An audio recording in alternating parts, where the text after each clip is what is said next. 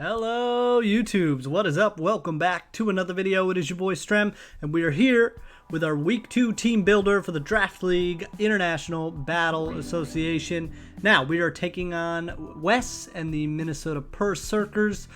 Great battler, actually the champion of season 1.5, so shout out to Wes for that. But we want to take him down. We had a great week 1 battle. We are 1-0 at this point. So we need to take our boy down. First, before we get into the team builder, I want to check out this portion of the draft document. So these are the standings. Right now, we are overall in second place because of our differential.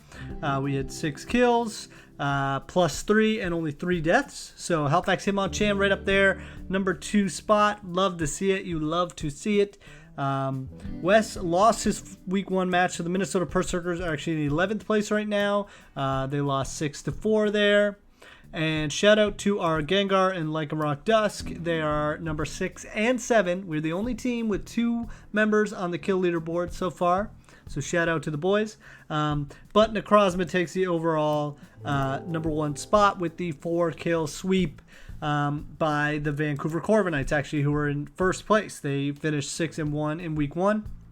So let's check out Wes's team here. These are the Minnesota Perrserkers. Might be difficult to read. I'm sorry about that. I'm working with what I got. Snorlax moved his way all the way over there into the tiers section too, but this is what we're working with. So he has Snorlax. Obviously, he's his Gigantamax Pokemon. He has Dragapult, Rotom Heat, Gardevoir, Starmie, Heracross, Togetic, Cleric, and Crocodile, Ferrothorn, Wishiwashi, and Lunatone. So, obviously, Dragapult is a huge threat. Obviously, Gigantamax Snorlax is a huge threat. This thing can belly drum and sweep teams. It is super thick, especially on the special side. And, you know, it can be very annoying getting its berries back with the replenish ability on the G-Max move there. So a lot of things to worry about. Starmie, a very strong special attacker. Gardevoir, also a very strong special attacker. Rotom Heat is a pest for any team. Volt switching in and out of everywhere. Specs Rotom Heat is nothing to screw with. Actually, Heracross, as you'll see when we get into the team builder, is a big problem for our team. Crocodile, you know, you throw a scarf on that thing and it's very scary. It's also an intimidate user. Ferrothorn, mega bulky, mega bulky. Wishiwashi, actually, I'm not too familiar with. It's very slow, but it is very powerful in many other base stats. And then Lunatone, rock and psychic type. I don't suspect Lunatone will be coming, but you never know. You never know with this West guy, man. So I guess we'll go to our sheet first here, the Halifax Hitmonchan. Check us out.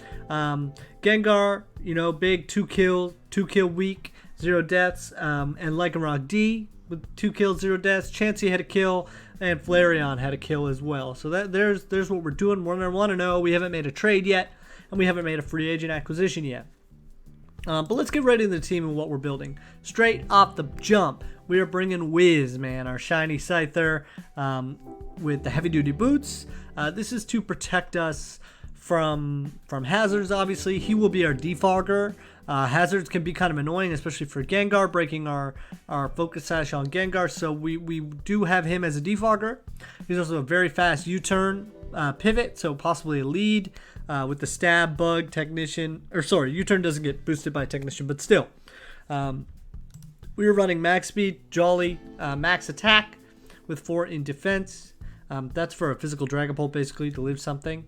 With U-turn, dual wing beat, defog, and possibly brick break. It's super effective against the Snorlax, but it essentially does the same damage as dual wing beat. So we'll see what I end up bringing in that 4 slot. I'm not quite sure yet. But, you know, he's going to be a strong, fast, physical attacker and give us a defog option. The main reason we're bringing him is he deals with... wait, we got to go back to Wes's team here. My bad. He deals with the Heracross, and we essentially have nothing on our team that deals with Heracross very well. He also gives us a ground type switch in to Crocodile. And Bug is obviously super effective against Crocodile. It's super effective against Starmie, and it's super effective against Gardevoir. So we can pivot on them super effectively, which is nice. But mainly our team had no answer for Heracross. whatsoever, the way I had it built. So he is obviously bug flying, Heracross is bug fighting, so a dual wing beat OHKOs this thing no matter what you do, even on a focus sash because it hits twice. So he is our Heracross answer, but it also gives us a pivot into a lot of other things. Next, we're bringing Jesse again, the Tangrowth. We're actually bringing the Assault Vest Tangrowth with basically max special defense. And sorry, these 12 EVs should be in defense, not special attack. 12 in defense, 252 in HP with the Assault Vest. We're putting the Assault Vest on so he can deal with Gardevoir and Starmie a little bit better, take the special hits. He already handles Crocodile pretty well himself, as well as Wishy-Washy. In case he decides to run a special Wishy-Washy, we can throw Tangrowth in there too. I think Tangrowth's really great for this matchup. We're running Giga Drain, Knockoff, Poison Jab, and Earthquake. The Poison Jab is for the Gardevoir. Don't expect to use it unless it's a specific scenario. We're also running Giga Drain for the Starmie and the Crocodile. Earthquake is a very powerful physical move. And Knockoff, of course, you'll see on this team. Oh, this has to be Knockoff. That's what it is. I screwed up. There we go. You'll notice almost everybody on this team ends up having Knockoff for the Dragapult. Dragapult is very scary. I'm not quite sure how to prep for it properly. But we're doing our best here. We're also running the Regenerator ability to gain some health back if we pivot him in and out. Again, we are bringing Pops. Who would have thought we'd bring Sock 2 weeks in a row? Not me, but we really need him this week. We are running the Choice Scarf Sturdy set again. Again, a big close combat. The reason we're not running Adamant is because it basically does the same 2-hit KO on Snorlax, whether you're Adamant or Jolly. Well, he's Gigantamax, so we're running Jolly just to outspeed the Dragapult while we're Scarfed. We need him for the Snorlax. He also really helps on the Dragapult with the Knockoff. He can almost OHKO it. Obviously, close combat. Nobody particularly wants to take a close combat. Ferrothorn doesn't, and Crocodile doesn't. So Sock is going to be a really big help this week. We're also bringing Poison Jab just in case it ends up that he's against a Gardevoir. Late game, we can hit it super effectively. But that's pretty much it. Max speed, max attack, timid. It is what it is. That's how we roll with Pops. Next up, we are bringing Joy with Eviolite and Natural Cure ability. With 252 defense. This is essentially the same set we brought last week, except we don't have a damaging move this time. We are not bringing Seismic Toss. We are bringing Thunder Wave. So Chansey can literally not do any damage to a Mon that she's out against. But I really want to Thunder Wave the Dragapult. And on the off chance he is running a special Dragapult, we can switch Chansey into that. Also, if he decides to run that move where he disappears, like Shadow Force or whatever it's called, we can just switch Chansey into that, and she has a ghost immunity. So the idea is to T-Wave Dragapult, slow him down so he can't Dragon Dance as easily on us, and he doesn't outspeed as many things. That would be really, really, really great if we could do that. She's also our Rock Setter for the week, and also has a healing move in Soft Boiled and Teleport for a slow pivot. We have our fast pivot in Wiz, and then we have our slow pivot in Joy. She can be switched into the Rotom Heat. She can be switched into the Gardevoir, the Starmie. She can be switched into a lot of things and then get a T-Wave off on them to slow them down. I don't think he'll be expecting Thunder Wave, so we should get one off at least. Be sly about it. And that's it for Joy, really. Next up, we have Carco, the Lycanroc Dusk. So we are bringing another Choice Band set with Tough Claws. We're actually running Adamant this week instead of Jolly, so we're max speed, max attack, but we are Adamant for a plus attack nature. I really decided this because we can't outspeed the Dragapult anyway, so why not run Adamant and do it a little extra damage. We are running Sucker Punch. A Choice Banded Sucker Punch does OHKO Dragapult 100% of the time, so we don't have to worry about that. He can't really attack us if we are in against his Dragapult. So that's really nice to see. We do have priority there on the Sucker Punch. This is also, obviously we need him for the Rotom H. Stone Edge OHKOs, Excel Rock does a ton of damage to Rotom H. So very much needed to have a Rotom Heat counter. You love to see it. We can also are running close combat on him for the Snorlax. Again, we either need him or Sock for the Snorlax, or we're just not going to be able to kill this thing. So something to pay attention to in the battle is really keeping those two Mons alive until we bait out the Gigantamax from the Snorlax. Close combat, obviously fighting is very good against his team.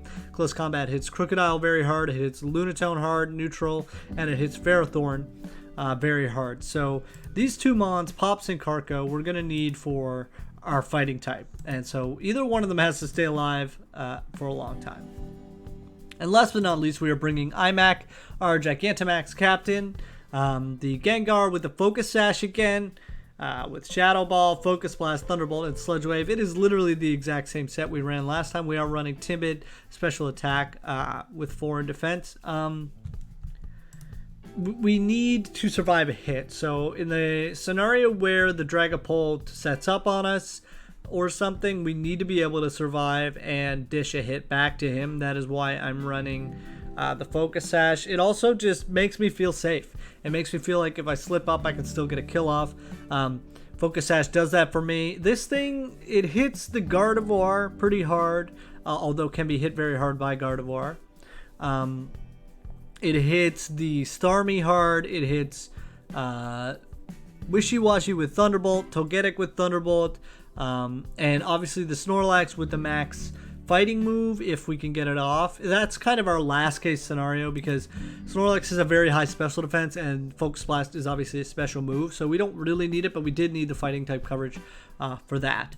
So let me know what you think of the team. I feel like we have pretty good prep, although his team was very hard to prep for. Props to us for that. We're bringing a very similar team to last week, with I think the only difference being Wiz this week instead of somebody else. We are bringing Wiz. I want to know, who did we bring last week, bros? Who are we bringing? Oh, we brought Flareon. Yeah, and to be honest, I almost brought the Flareon again. I just thought the Scyther for the Heracross would have been necessary.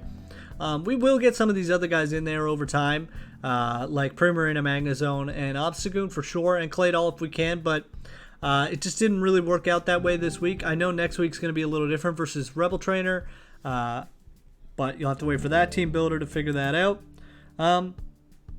But yeah, that's the squad, man. I'm feeling good about this season so far. I hope we can catch Wes a little bit off guard. That being said, like if we talk about his team versus our team for a little bit, from his perspective, he doesn't have a whole ton to deal with Chansey. So he kind of has to bring Heracross for the stab fighting, physical. And he kind of has to bring Snorlax with a fighting move. Other than that, like Chansey kind of tanks a lot of these members. I think he can have a fighting move on Crocodile, and that's fine. That's one thing, but I feel like Chansey is really good here. So we're going to see what we can do. I feel like it'll be a close match. Hopefully, Wes loves to set up and stuff like that, and I don't really have anything in my party to stop him from doing that. We will try our best to not let him do that, but it is what it is. So that's going to be it for this one, I think. Let's go. We're working on 2-0. We really need this 2-0 start. It would be awesome. Let's look at the playoff picture, actually, before we go. So the playoff picture is the top 8 teams. So only 8 of the 14 teams make the playoffs. It's not like other seasons where most or all of the teams make the playoffs. So we really want to stay strong to start the season. Wow, I just stuttered so bad. But we really need this, like, a win streak to start the season to, put us in a great position to make the playoffs at the end. But that's going to be it now. I'm done with it now.